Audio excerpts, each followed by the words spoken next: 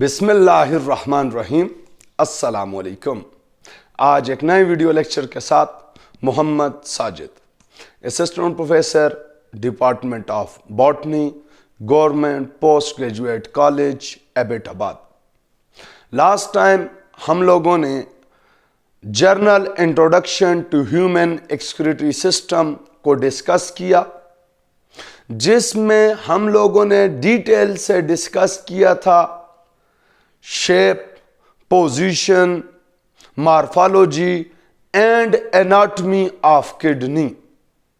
ہم نے ڈسکس کیا تھا کہ کڈنی کی ہمارے پاس فزیکل اسٹرکچر کیسی ہے اور انٹرنل اسٹرکچر کیسی ہے، جس میں ہم لوگوں نے رینل کارٹیکس اور رینل میڈیولا، رینل پیرامیڈز اور رینل پیپلائی، پیلوینس اور allot number of other things کو ڈسکس کیا۔ آج ہم لوگ بات کریں گے کڈنی کے بیسک اسٹرکچرل اور فنکشنل یونٹ یعنی اسٹرکچر آف نیفران کی۔ اسٹرکچر آف نیفران تو ہم لوگ ڈسکس کریں گے، لیکن اس سے پہلے کچھ جرنل انفارمیشن اباؤٹ نیفران۔ جب ہم نیفران کی جرنل انفارمیشنز کی بات کرتے ہیں تو سب سے پہلے نیفران کی ٹپیکل ڈیفینیشن کہ نیفران is not only structural but also functional unit of kidney. Structural unit because the kidney composed by kidney construct by multiple nephrons, and this cluster of nephrons form construct to the shape of kidney. دوسرے number پہ اصل چیز ہے functional unit of kidney. جب ہم last time kidney کو discuss کر رہے تھے تو ہم نے کہا تھا kidney is a organ of filtration, کہ جہاں پہ بلڈ کی فلٹریشن ہوگی اور میٹابولک ویسٹ کو ریموو کیا جائے گا اور ریموو کر کے یورین کی فارم میں باڈی سے ایکسکریٹ کیا جائے گا۔ اب جو یورین فارمیشن ہے وہ کڈنی میں تو ہوتی ہے، لیکن اس کی جو ایگزیکٹ سائٹ ہے، جو ایگزیکٹ فلٹریشن سائٹ ہے، وہ ہے ہمارے پاس نیفران۔ نیفران is basically responsible for the filtration of blood and from filtrate reabsorption of useful material, and removal of waste material from body. Therefore kidney functional unit is known as nephron. تو اب ہمارے پاس جو kidney کا function ہے وہ specifically جس site پہ جس یونٹ میں ہوگا وہ یونٹ ہے ہمارے پاس نیفران۔ اب نیفران ہمارے پاس نمبر پر کڈنی تو آلموسٹ 1 ملین یعنی 10 لاکھ نیفران پریزنٹ پر کڈنی۔ ایک کڈنی میں آلموسٹ 10 لاکھ نیفران ہوں گے جو کہ ہمارے پاس structural and functional unit of kidney ہوں گے۔ نیفران کی اگر ہم لوگ انڈیویجول لینتھ کی بات کریں تو H نیفران is almost 3 centi long. ہمارے پاس جو نیفران ہے وہ آلموسٹ 3 سینٹی لانگ ہوگا انکوائلڈ فارم میں انڈیویجولی، لیکن اگر total length of نیفران in kidney کی بات کریں، جیسے ہمارے پاس پر کڈنی 1 ملین ہے تو 3 سینٹی ایچ ہے، تو اگر آپ اس کو کیلکولیٹ کریں تو یہ round about 120 kilometre surface area بنے گا، یہ 120 کلومیٹر لینتھ بنے گی آف نیفران ان ایچ کڈنی۔ تو یہ 120 کلومیٹر لینتھ جو ہے وہ آپ کے پاس ٹوٹل لینتھ آف آل نیفرانز ہے۔ نیکسٹ نمبر پہ چونکہ ہم لوگوں نے کہا کہ نیفران از a functional unit of kidney, تو نیفران کا جو بیسک فنکشن ہے وہ ہے انیشیلی فارمیشن آف فلٹریٹ یعنی بلڈ فلٹریشن۔ ब्लड फिल्ट्रेशन जो होगी, यानी ब्लड से जब आपके पास ब्लड का कंपोनेंट, ब्लड का कुछ अमाउंट फिल्टर होकर ब्लड वेसल से आउट होगा, उस ब्लड वेसल से आउट होने वाले मटेरियल को कहा जाएगा फिल्ट्रेट।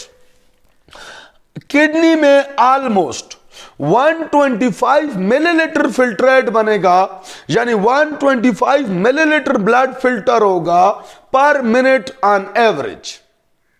लेकिन ये 125 millilitre filtrate formation per minute जो है, ये आपके सिलेबस में तो है, लेकिन it is data about male kidney, क्योंकि लास्ट टाइम हमने कहा था कि male kidney comparatively larger than female kidney. In case of female, 105 milliliter filtrate form per minute। ये बात आपने याद रखनी है कि 125 milliliter filtrate यानी blood filtration takes place per minute in male kidney, while in female kidney it is almost 105 milliliter filtrate formation per minute। अब जब फिल्ट्रेट बनेगा तो ऐसा नहीं है कि डायरेक्ट फिल्ट्रेट में ऑल वेस्ट मटेरियल या metabolic waste materials are present, बल्कि इस फिल्ट्रेट में both useful and harmful components are present. For useful component, nephron is responsible for reabsorption. हमारे पास नेफ्रॉन न सिर्फ फिल्ट्रेट बनाएगा, बल्कि फिल्ट्रेट में जो यूजफुल मटेरियल आएंगे उनकी रीअब्जॉर्प्शन करना भी किसका काम है? आपके पास नेफ्रॉन का। तो nephron highly efficient unit of kidney है। Almost 99% of filtrate reabsorbed, almost 99 or more than 99%, because from 125 milliliter filtrate, 124 milliliter will be reabsorbed because of their useful efficiency, while only 1 milliliter waste material in form of urine form per minute from kidney।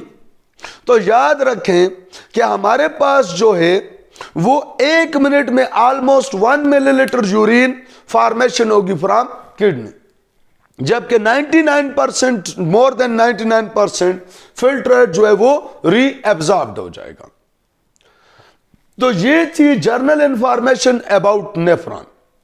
अब nephron की जब हम लोग structure की बात करें तो nephron की स्ट्रक्चर में ओवरऑल अगर हम स्ट्रक्चर को क्लासिफाई करें तो हमारे पास, चूंकि हम लोगों ने इसको 1 by 1 स्टडी करना है, तो हमारे पास 10 सब हेडिंग्स बनती हैं कि नेफ्रॉन की अगर हम लोग कंप्लीट स्ट्रक्चर की बात करें तो मेजर जो यूनिट्स हैं नेफ्रॉन के उनको 1 by 1 साथ साथ हम डिस्कस करते जाएंगे कि कौन कौन सा यूनिट मिलकर कौन कौन सी मेजर स्ट्रक्चर बनाता है।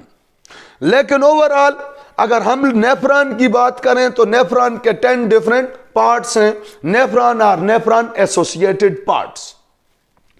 अब हमारे पास चूंकि नेफ्रॉन का काम है ब्लड फिल्ट्रेशन, इसलिए कॉमन सेंस की बात है कि ब्लड सप्लाई होगी तो तब ब्लड फिल्ट्रेशन होगी, जिसको ऑलरेडी हम लोगों ने लास्ट टाइम डिस्कस किया कि almost 20% of each cardiac cycle, यानी 1/5 of each cardiac cycle supply to kidney through renal arteries.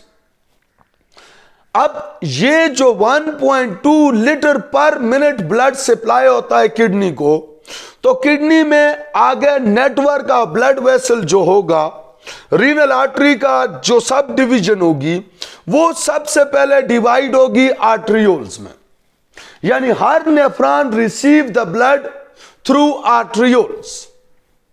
अब ये आर्ट्रियोल्स की 2 टाइप्स हैं, लेकिन पहले हम लोग इस बात को डिस्कस करते हैं कि इस नेफ्रॉन में कौन सा पार्ट किधर है, फिर 1 by 1 एक एक पार्ट को एलोबरेट करेंगे।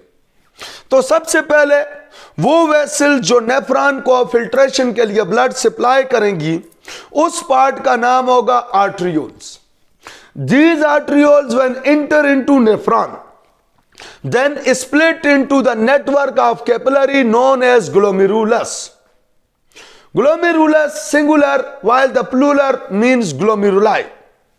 अब ये जो ग्लोमेरुलस है इनकी पोजीशन होगी हमारे पास, आप देख सकते हैं, number 1 arterioles, number 2 network of capillaries glomerulus, number 3 ये आपके पास जो कप लाइक स्ट्रक्चर है नेफ्रॉन की, Bowman capsule are also known as renal capsule.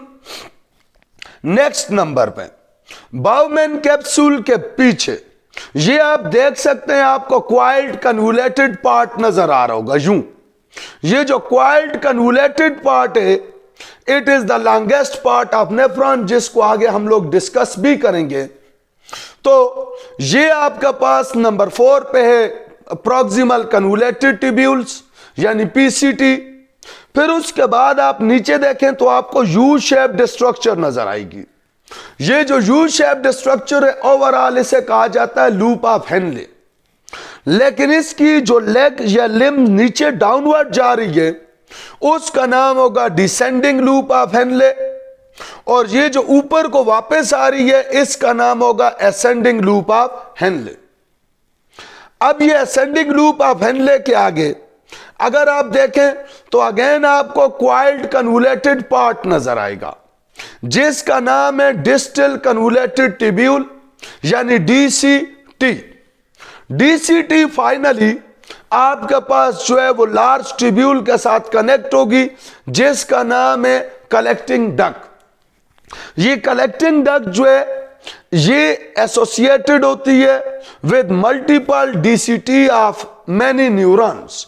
ये एक न्यूरॉन की डीसीटी आकर यहां पे एंड हो रही है, ये दूसरे की, ये तीसरे की, तो मल्टीपल डीसीटीज जो हैं वो आकर यानी मल्टीपल न्यूरॉन्स नेफ्रॉन्स जो हैं वो आकर जो हैं वो अपनी यूरिन को पोर्ट करेंगे into collecting duct. Next number पे हमारे पास इस नेफ्रॉन के ऊपर जो नेटवर्क ऑफ वेसल्स हैं, जो कन्वुलेटेड ट्यूब्यूल्स के ऊपर नेटवर्क ऑफ वेसल्स है, इसका नाम होगा पेरीट्यूब्यूलर कैपिलरीज। चूंकि ये कन्वुलेटेड ट्यूब्यूल्स के ऊपर हैं, ट्यूब्यूल्स के अराउंड हैं तो अराउंड की वजह से पेरी, और चूंकि कन्वुलेटेड ट्यूब्यूल्स की वजह से हैं तो ट्यूब्यूलर, और ये कैपिलरीज हैं तो पेरीट्यूब्यूलर कैपिलरीज। जबकि वो वेसल्स जो कि अराउंड या वो आपके pass on loop of Henle होंगी उनका नाम होगा वेसा रेक्टा। तो ये आपके पास है मेजर 10 पार्ट्स। अब ये मेजर 10 पार्ट्स में अगर हम 1 बाय 1 एक एक को थोड़ा सा डिटेल डिस्कस करें तो फिर हमारे पास चीजें फर्दर क्लियर हो जाएंगी। सबसे पहले हमारे पास है आर्ट्रियोल। वो आर्ट्रियोल जो कि रीनल आर्टरी से इंटर होगी इनटू बाउमैन कैप्सूल, उसका नाम होगा एफिरेंट आर्ट्रियोल। वो आर्ट्रियोल जो कि इंटर होगी इनटू बाउमैन कैप्सूल उसका नाम होगा एफिरेंट आर्ट्रियोल। ये एफिरेंट आर्ट्रियोल जब बाउमैन कैप्सूल में जाकर ब्रांच होगी तो ब्रांच होने के बाद जब ये दोबारा लीव करेगी टू बाउमैन कैप्सूल तो तब इसका नाम होगा इफेरेंट आर्ट्रियोल। तो याद रखें एंट्रेंस वाली को आर्ट्रियोल को कहा जाएगा एफिरेंट, और जो लीव करेगी उसे कहा जाएगा इफेरेंट आर्ट्रियोल। अब ये आर्ट्रियोल्स जब बाउमैन कैप्सूल में जाकर नेटवर्क ऑफ कैपिलरीज बनाएंगी तो ये नेटवर्क ऑफ कैपिलरीज को कहा जाएगा ग्लोमेरुलस। ये जो ग्लोमेरुलस हैं यानी नेटवर्क ऑफ कैपिलरीज, यहां पे इंपॉर्टेंट ये यहां पे अब आप डिटेल से देखेंगे, यहां पे जो हमारे पास कैपिलरीज हैं उन कैपिलरीज के ऊपर या उन कैपिलरीज की वेपिंग जो होगी वो आपके पास स्पेशलाइज्ड टाइप ऑफ सेल्स के थ्रू होगी जिन्हें कहा जाएगा पोडोसाइट्स। अब ये जो पोडोसाइट्स हैं जरा इनको आपने समझना है कि ये पोडोसाइट्स हैं क्या। पोडोसाइट्स बेसिकली اگر آپ دیکھیں فار ایگزامپل یہ ہمارے پاس ہے کیپلری، فار ایگزامپل یہ ہے ہمارے پاس کیپلری، اس کیپلری کے اوپر ہمارے پاس یہ ہے پوڈوسائٹ، یہ پوڈوسائٹ ہے، یہ جو پوڈوسائٹس ہیں یہ اس کیپلری کے اوپر اس طرح نیٹ ورک سا بنائیں گے، اس نیٹ ورک کو یعنی اپنا فٹ بنائیں گے، تو فٹ کی وجہ سے ان کا نام ہی پوڈوسائٹس ہے۔ اب اس پورے سیل کا نام ہے پوڈوسائٹ، اور یہ جو پوڈوسائٹس کے فٹ ہیں ان کا نام ہے پیڈیکلز یا پیڈیسلز۔ یہ جو پیڈیکل یا پیڈیسلز ہیں یہ ویب کریں گے، یہ انکورڈ، یہ سرکولیٹ کریں گے، یہ کورڈ کریں گے کس چیز کو؟ ہمارے پاس نیٹ ورک آف یا جو ہیں وہ آپ کا پاس ایپیتھیلیم آف کس کو؟ کیپلری کو۔ اب یہ ہمارے پاس فار ایگزامپل کیپلری ہے، اس کیپلری کے اوپر یہ میرا ہاتھ ہے، یہ جگہ ہے پوڈوسائٹ، اس پوڈوسائٹ سے نکل رہی ہیں فٹ یعنی اپینڈیجز جن کو بولتے ہیں پیڈیسلز۔ اس کیپلری کے اوپر یہ جو پوڈوسائٹس ہیں ان کی ارینجمنٹ کو یوں ہوتی ہے کہ ایک پوڈوسائٹ کی جو پیڈیسلز ہیں وہ ویب کریں گی کیپلری کو یوں، اور دوسری طرف سے یہ پوڈوسائٹ کی جو پیڈیسلز ہیں وہ ویب کریں گی یوں۔ تو اس طرح ہمارے پاس کیپلریز کے اوپر ویپنگ ہوگی، اوور لیپنگ ہوگی پیڈیکلز آف پوڈوسائٹس کی۔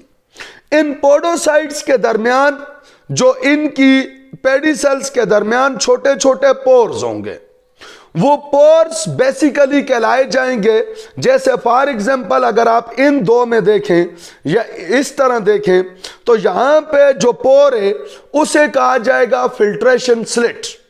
یہ اصل میں وہ جگہ ہوگی جس کے تھرو جب آپ نے کہا کہ نیفران سے بلڈ فلٹریشن ہوتی ہے تو وہ بلڈ فلٹریشن بیسیکلی یہ فلٹریشن سلٹس کے تھرو ہوگی۔ یہاں سے کیپلریز کے پور سے جب فلٹر ہوگا تو فلٹریشن سلٹس آف پوڈوسائٹس کے تھرو یہ لیو کرے گا ٹو بلڈ ویسل اور انٹر ہوگا انٹو بوومن اسپیس، یا اس کا دوسرا نام ہے یورینری اسپیس، یا اس کا تیسرا نام ہے گلومیرولس اسپیس، اور یہاں گلومیرولس اسپیس سے یہ موو کرے گا ٹوورڈز ڈی سی ٹی۔ دوبارہ ایک دفعہ دیکھتے ہیں کہ یہ کیپلری ہے، یہ پوڈوسائٹ ہے، یہ پوڈوسائٹ کے اوپر پوڈوسائٹ کی جو فٹس ہیں یعنی پیڈیسلز وہ اس طرح ویپنگ کریں گی۔ یہ ویپنگ کے دوران ان پیڈیسلز کے درمیان جو گیپ ہوگا اس گیپ کو کہا جائے گا ہمارے پاس فار ایگزامپل اگر صرف اس طرح دیکھیں تو اس گیپ کو کہا جائے گا فلٹریشن سلٹ۔ چونکہ کیپلری پورس ہے تو جہاں سے کیپلری کے پورز ہوں گے وہاں پہ ہی ہوگا ہمارے پاس فلٹریشن سلٹ، تو وہ فلٹریشن سلٹ کے تھرو یہاں سے کیپلری سپورز کے تھرو فلٹریشن ہو کر فلٹریٹ لیو کرے گا ٹوورڈز پی سی ٹی۔ تو یہ آپ کا پاس پورا سیل ہے پوڈوسائٹس کا۔ یہ پوڈوسائٹس کی ٹرانسورس اسٹرکچر کو دیکھیں تو یہ کیپلریز کے اوپر اس نے اپنی کیا بنائی ہوئی ہیں؟ پیڈیسلز، جن کے درمیان گیپ کا نام ہوگا فلٹریشن سلٹ۔ تو اس وجہ سے یہاں پہ ہمارے پاس جو ہے وہ فلٹریشن ہوگی۔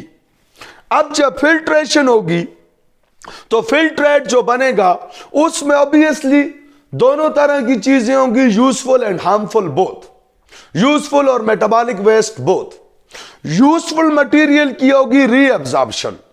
جب ری ایبزارپشن ہوگی تو ری ایبزارپشن سب سے زیادہ جو 80% ری ایبزارپشن ہوگی وہ ہوگی پروکسیمل کنولیٹڈ ٹیبیول میں۔ یہ لارجسٹ پارٹ آف نیفران ہے، آلموسٹ جو ہے یہ آپ کے پاس 80% ری ایبزارپشن جو ہے وہ کہاں پہ ہوگی؟ پی سی ٹی میں، پروکسیمل کنولیٹڈ ٹیبیول میں۔ پھر اس کے بعد ہمارے پاس ہے ڈیسینڈنگ لوپ آف ہینلے۔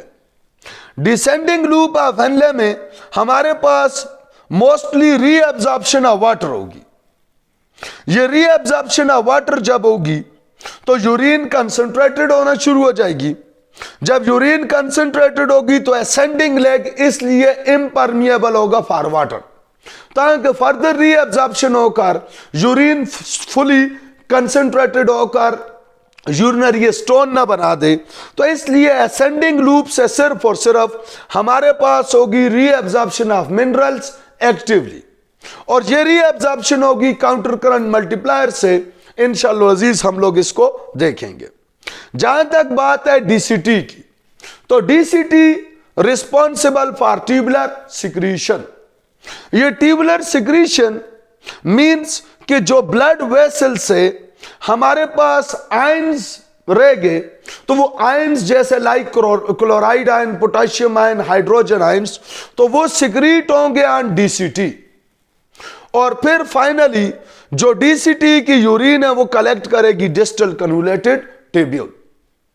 लेकिन यहां तक तो था जर्नल स्ट्रक्चर ऑफ नेफ्रॉन, लेकिन फंक्शन ऑफ नेफ्रॉन कि यहां पे फिल्ट्रेशन होगी तो कैसे होगी, यहां पे रीअब्जॉर्प्शन होगी तो कैसे होगी, यहां पे रीअब्जॉर्प्शन ऑफ वाटर होगी तो कैसे, और इसी तरह ट्यूबुलर सिक्रीशन कैसे होगी।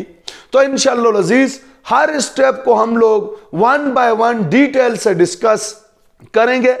होपफुली आप लोगों ने लर्न किया होगा। फिर भी अगर किसी का कोई मसला हो, इंशाअल्लाह अजीज पॉजिटिवली रिप्लाई किया जाएगा। Thank you very much.